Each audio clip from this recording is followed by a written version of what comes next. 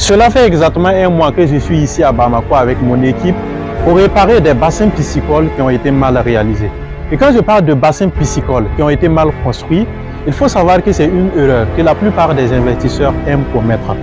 Généralement, lors de la réalisation des infrastructures, ils confient la gestion et la construction à des gens qui ne sont pas très bien expérimentés. Quand on veut un bon costume, il faut le confier à un bon tailleur.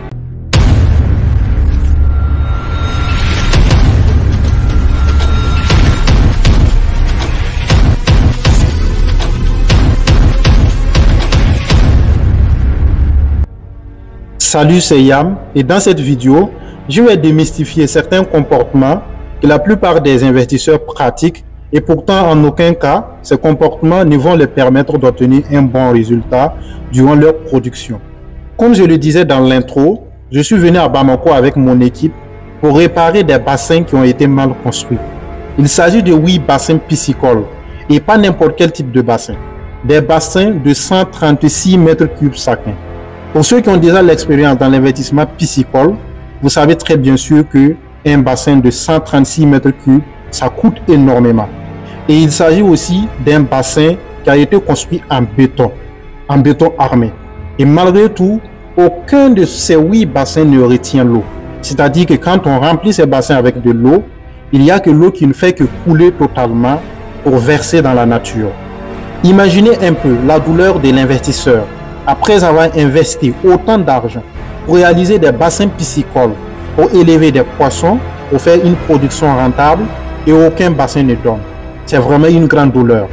Mais quand il m'a contacté et il m'a parlé de ces bassins qui ont été mal réalisés, je lui ai dit, il y a une solution. Nous pouvons réparer ces bassins, seulement que vous allez investir encore beaucoup d'argent. Donc il fallait qu'on décape totalement le béton qui avait été fait, qui avait été mal fait, décaper aussi les crépissages qui avaient été mal faits.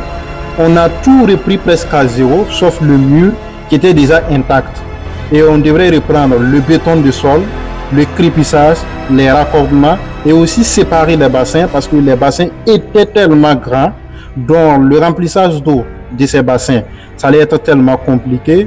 Lors des vidanges aussi, ça devait être compliqué. On a repris toutes les canalisations, l'entrée d'eau et la sortie d'eau. Et voici maintenant qu'on a commencé à remplir ces bassins. Et comme vous pouvez voir directement dans la vidéo, ces bassins ont retrouvé vie. Bon, du moins, ils ne vivaient même pas. Donc, on a réparé les 2 premiers bassins qu'on a séparés en 4. On se retrouve avec chaque bassin est composé de 68 mètres cubes. Et là, ça nous permet de faire une très bonne maîtrise lors de la production, lors de l'empoisonnement, lors de la vidange. Ces bassins sont tellement agréables à voir et on compte réparer les 7 autres bassins qu'on va diviser chaque bassin en 2. Je vous remercie bien, c'était Yam d'Assis. J'espère que au moins ceux qui souhaitent investir ou ceux qui investissent déjà, après avoir regardé cette vidéo, ont compris la leçon. Il faut souvent confier vos travaux à des spécialistes, à des gens qui savent bien le faire. Je vous remercie bien. À très bientôt.